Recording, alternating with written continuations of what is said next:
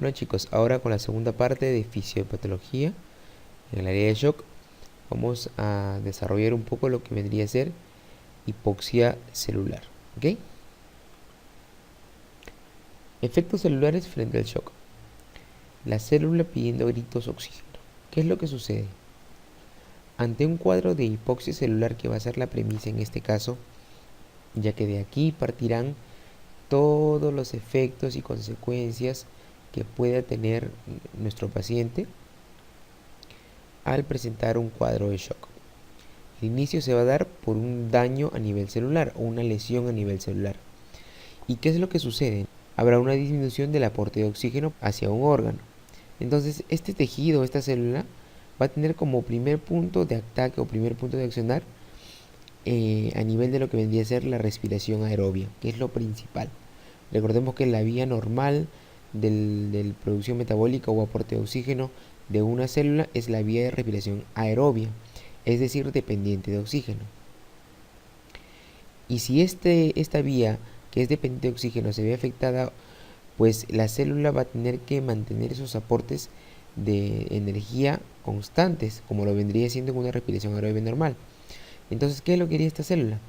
Pues decantaría por ir por otra vía, que vendría a ser por una vía anaerobia, es decir, una vía que no dependa de oxígeno, pero que me dé aportes de ATP.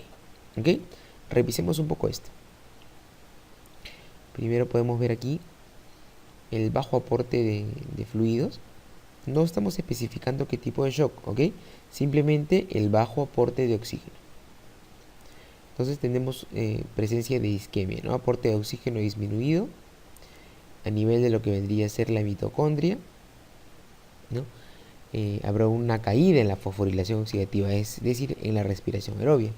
Por tanto, el aporte de ATP va a estar muy venido a menos, y esto va a generar ciertos cambios a nivel celular, ¿no? En primera instancia, se va a producir una caída de la bomba de sodio. Esto obviamente por falta de la síntesis del ATP. El sodio que se va a acumular dentro de la célula asimismo va a arrastrar agua. Como todos sabemos ya, el sodio siempre arrastra agua. E igualmente jalará consigo cantidades incrementadas de calcio. A su vez, habrá un incremento de la salida de potasio. Bien, estos cambios iónicos van a conllevar alteraciones celulares como vendría a ser un edema del retículo endoplasmático, en sí el edema mismo de la célula, una tumefacción celular, ¿no? ¿Por qué? Por la pérdida de vellosidades, ¿no? Las microvellosidades. Además de esto, muchachos, va a existir un proceso de depósito. Va a haber un depósito de mielina y la célula va a caer en una especie de vacuolización, ¿no? Se va a hacer como un globo lleno de agua. ¿Ok? Entonces, esto es lo que sucede en primera instancia. También podemos observar que en la célula, al estar buscando energía por la vía anaerobia, no va a conseguir la cantidad de ATP que sí podría tener por el aporte de lo que sería la respiración aerobia normal. El aporte de ATP que va a generar esta otra vía va a ser mucho, mucho menor, ¿no? Entonces, ¿qué es lo que va a suceder? Al darse cuenta que hay una disminución de aporte de ATP, los depósitos de glucógeno que tenemos van a ser utilizados, por tanto se va a degradar. Esto con el fin de dar mayor aporte de glucosa y que esta célula en algún momento pueda retornar a su mecanismo normal. ¿Ok? Entonces la reserva de glucógeno poco a poco van disminuyendo. Asimismo, los productos de esta glucólisis anaerobia van a ser de tipo ácidos. Va a haber un aumento del ácido láctico a nivel celular, un acúmulo del mismo, ¿no? O un resultado final de acidosis metabólica, ya que va a haber un decaimiento en el pH. Todo este proceso va a generar una condensación de la cromatina nuclear. Por último, también vamos a observar que este decaimiento de ATP va a producir una alteración y una pérdida de los ribosomas, ¿ok? Que junto con la falta del mismo, del ATP, va a provocar una disminución en la síntesis de las proteínas, ¿no? Con lo cual se va a hacer mucho más difícil movilizar a los lípidos, ya que como recordamos, estos lípidos van unidos a las proteínas para su transporte. Por tanto, estos lípidos se van a acumular, generando así depósitos de lípidos a nivel celular, ¿no? Hasta aquí, hasta todo este proceso que hemos podido observar aquí, el- la situación en la que se encuentra la célula por el decremento del oxígeno, del aporte de oxígeno, va a ser reversible. Es decir, hasta aquí podemos nosotros actuar de una manera propia para que el paciente no llegue a morir, que es lo más importante, ¿no? Entonces aquí las lesiones son reversibles.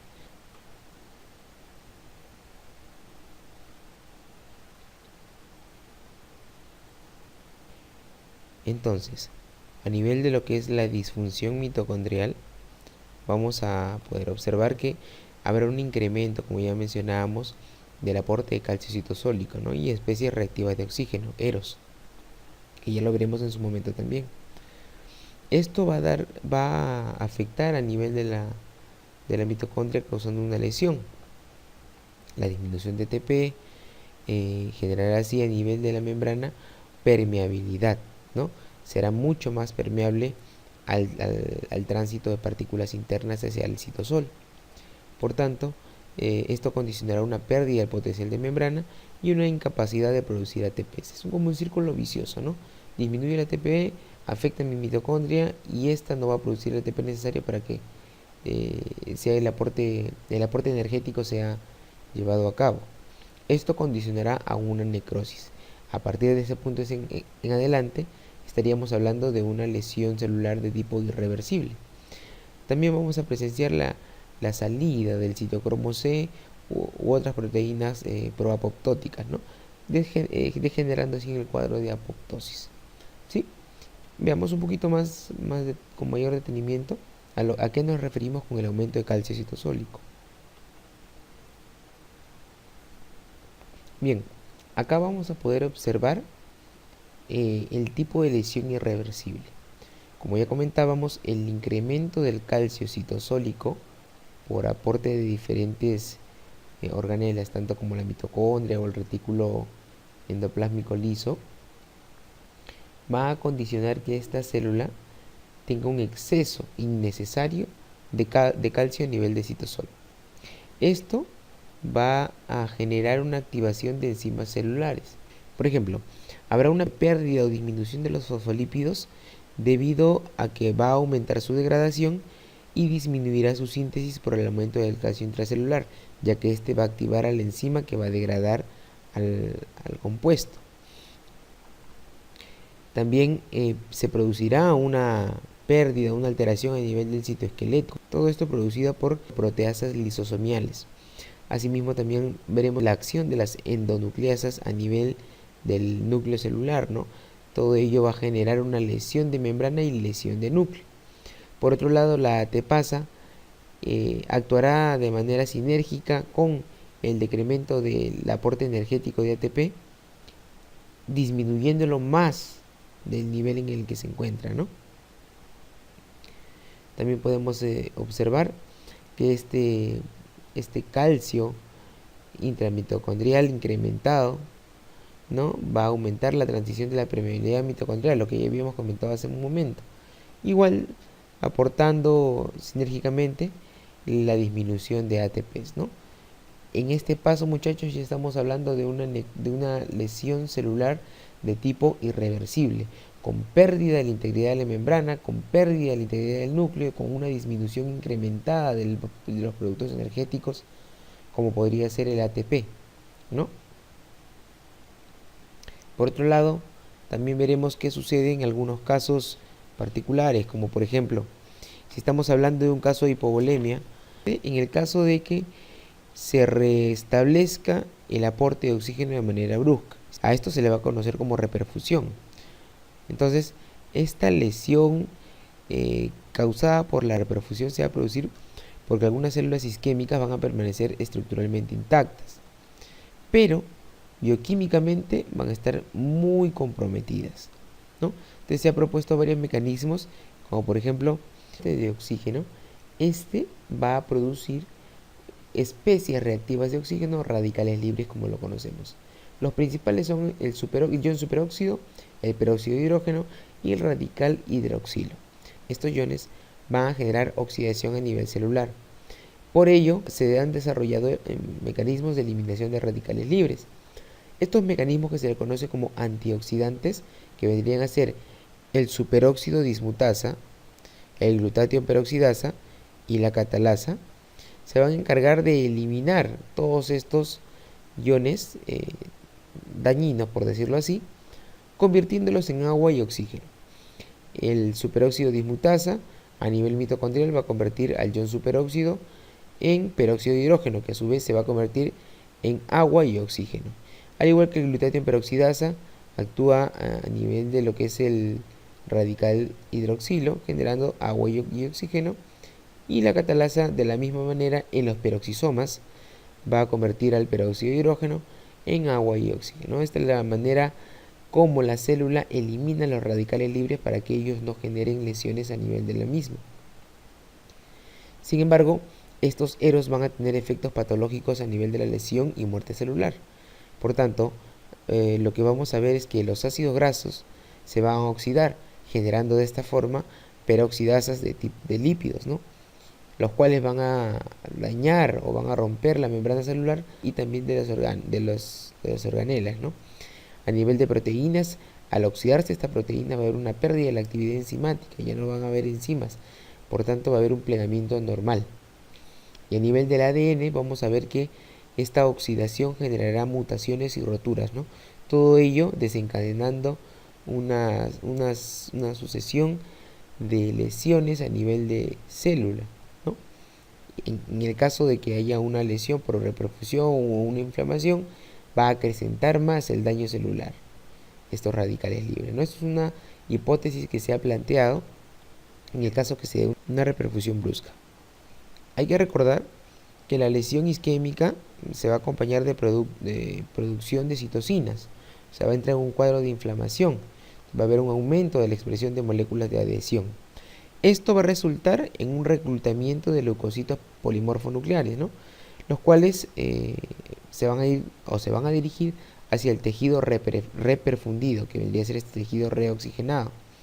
Esta inflamación consecuente va a producir una lesión adicional, es decir, se va a incrementar el proceso de lesión celular. Es por ello que es muy importante tener en cuenta la condición de reperfusión.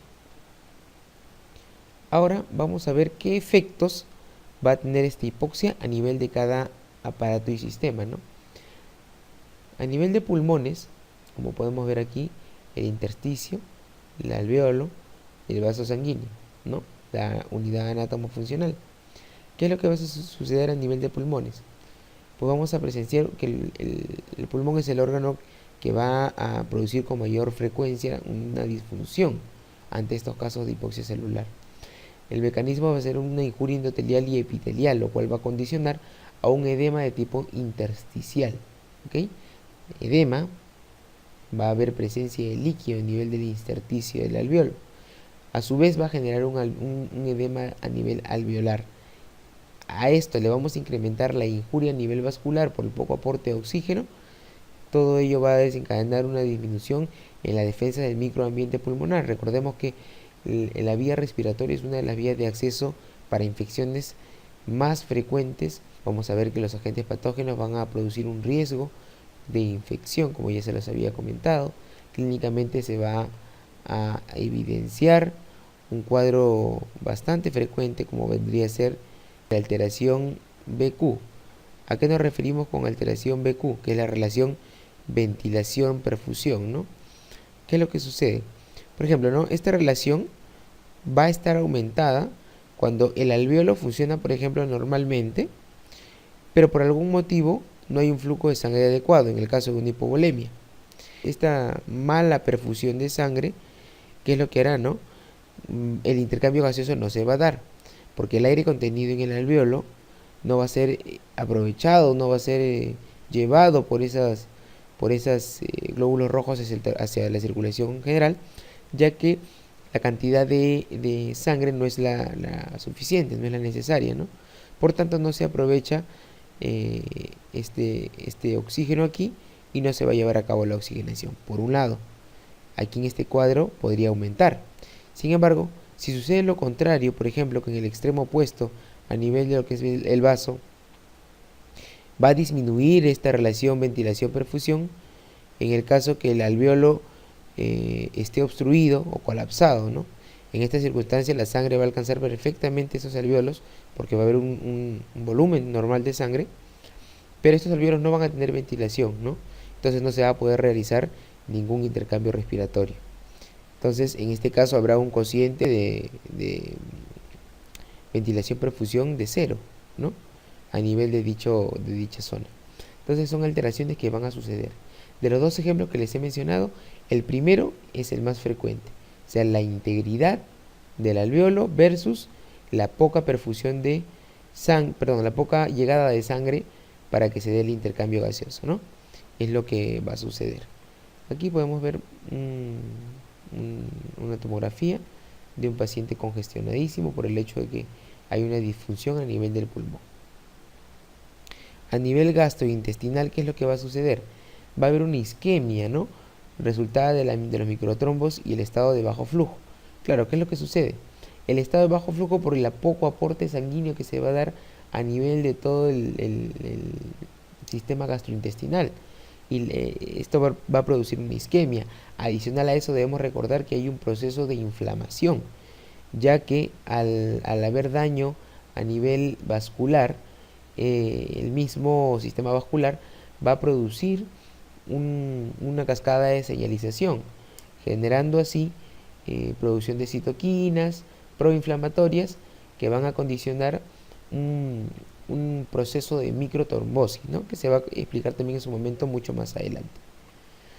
¿Qué podemos ver? Un incremento de la permeabilidad de la mucosa, condicionando a que las bacterias que se encuentren por fuera de ella, a nivel de todo el lumen, ingresen, ¿no? Va a haber una translocación bacteriana. Esto va a generar una amplificación de la respuesta proinflamatoria en el hígado. Es decir, tendríamos una inflamación por el mecanismo de hipoxia tisular, aparte de el daño que se está generando por un bajo flujo sanguíneo, y aparte de eso va a haber un proceso de inflamación amplificada en el hígado por la presencia de bacterias por dentro de la mucosa. ¿Esto cómo se va a evidenciar? ¿Qué es lo que va a suceder? A nivel del intestino delgado vamos a poder observar una isquemia intestinal no oclusiva. En el intestino grueso presenciaremos una colitis isquémica, o como podría ser también a nivel del hígado una hepatitis isquémica o una pancreatitis isquémica, ¿no? Varios procesos condicionados por una poca perfusión o una poca llegada de sangre a nivel de cada órgano, ¿no? Asimismo, también podremos observar que a nivel del riñón habrá lesiones por la isquemia. Esa llegada de sangre a nivel de la arteria aferente va, como ya lo habíamos mencionado en el primer video, va a condicionar un estado de isquemia, un estado de baja perfusión sanguínea. Este estado de bajo flujo generará trombosis en el glomérulo, ¿no? Dañándolo gravemente. Esto generará también una injuria de tipo tubular. La misma isquemia, la baja llegada de sangre, dará como consecuencia un daño por citoquinas y radicales libres que ya habíamos explicado también. La terapia va a poder incrementar esta isquemia, ya que puede tener efectos nocivos si es que se aplican vasoconstrictores. Estamos hablando de una baja llegada de sangre a nivel de la arteria aferente. A eso le sumo la aplicación de vasoconstrictores que va a disminuir el diámetro de esta arteria. La llegada de sangre va a ser prácticamente nula, generando así todos estos procesos dañinos, ¿no? O algún antibiótico que se pueda aplicar también que sea nefrotóxico y que dañe a nuestro riñón, ¿no? A nivel de hígado vamos a presenciar un proceso proinflamatorio en el caso de la producción de óxido nítrico, producción de citoquinas que van a alterar el metabolismo normal, ¿no? Va a haber un aumento del lactato, la disminución de la gluconeogénesis, ya lo mencionamos por qué, la síntesis de proteínas también disminuida. Estas citoquinas liberadas por las células de Kupffer van a amplificar la respuesta inflamatoria, podrían desencadenar una síndrome de respuesta inflamatoria sistémica o sepsis, un cuadro muy grave para el paciente, que muy pocos pacientes pueden salir, se necesita una terapia bastante dedicada para que el paciente pueda salir de ese cuadro, una reducción del flujo sanguíneo que podría desencadenar en una isquemia también, La injuria celular aguda, transaminitis, va a haber un aporte incrementado de transaminasas a nivel sanguíneo. Hiperbilirrubinemia, un incremento de bilirrubina a nivel sanguíneo que va a producir también daños que en su momento se van a mencionar. Corazón y vasos sanguíneos a nivel de la bomba, ¿qué es lo que va a suceder? Va a haber problemas a nivel de la vasculatura, ya que va a haber un aporte sanguíneo disminuido, va a haber una permeabilidad vascular incrementada, podría condicionar un cuadro de vasodilatación con una resistencia vascular periférica disminuida, ¿no? La función cardíaca también se va a ver afectada, va a haber una taquicardia compensatoria. Podremos ver que va a haber una variación de la resistencia vascular sistémica y un aumento sí total de la frecuencia cardíaca. Esto en mecanismos compensatorios, ¿no? Para regular de esta manera el gasto cardíaco. También vamos a ver las citoquinas, que el efecto que pueden tener ellas con el óxido nítrico van a disminuir la función sistólica. El óxido nítrico potente vasodilatador, citoquinas en un proceso proinflamatorio, todo esto va a conllevar a una vasodilatación, una disminución de la función sistólica y una relajación a nivel diastólico. Entonces el gasto cardíaco puede estar alterado o variable y esto va a depender del tipo y el momento del shock, ¿no? Un dato también importante, que va a haber una variación, una saturación venosa mixta, ¿no? Una alteración de la utilización de oxígeno, ¿no? Que es bastante importante tenerlo en cuenta. A nivel hematológico, a nivel de los elementos formes de la sangre, ¿no? El consumo va a haber un consumo de plaquetas, lo cual va a condicionar una disminución. Ese parámetro que tenemos de 150.000 plaquetas se va a ver disminuido, venido a menos. Un consumo de fibrinógeno, una proteína bastante importante, también va a estar disminuida. Todo ello puede resultar en una coagulación intravascular diseminada, ¿no? Vamos a ver a nuestro paciente con petequias, con manchas purpúricas, ¿no? A nivel de toda la piel, generalizado. Como vamos a poder ver, va a haber una disminución de la cantidad de plaquetas. Aquí también podemos verlo en estas láminas, ¿no? A nivel del sistema nervioso central, va a haber una disrupción de la barrera hematoencefálica. Va a haber una exposición de este sistema nervioso central a las catecolaminas. Estas van a condicionar una vasoconstricción cerebral. Recordamos que las catecolaminas producidas a nivel de la glándula suprarrenal van a generar vasoconstricción, y esto a nivel del cerebro es bastante preocupante, porque como ustedes pueden recordar que el cerebro no puede tener una disminución del flujo sanguíneo. Va a haber un edema microvascular por el aporte de oxígeno disminuido, ¿no? Estos efectos sobre las neuronas condicionarán una liberación de serotonina y una disminución de la transmisión noradrenérgica, ¿no? Condicionando así un estado de encefalopatía, que al final, si esto no se regula, si no se toman las medidas adecuadas para reponer ese paciente que está en shock, puede condicionar un estado de muerte neuronal y el paciente puede quedar en estado vegetal, ¿no? Y bueno, no podemos ampliar mucho porque tenemos que desarrollar el tema shock, pero también a nivel gastrointestinal, como ya lo habíamos mencionado, va a condicionar una pancreatitis, una inflamación, una colecistitis acalculosa, que ya también lo habíamos mencionado. A nivel adrenal, una insuficiencia adrenal relativa, sistema nervioso periférico, nos podría desarrollar una neuropatía o una miopatía, ¿no? Bien, muchachos, hasta el momento es la segunda parte del video. A continuación vendremos con el tema de shock, su definición, sus tipos. Tómense un break y continuamos.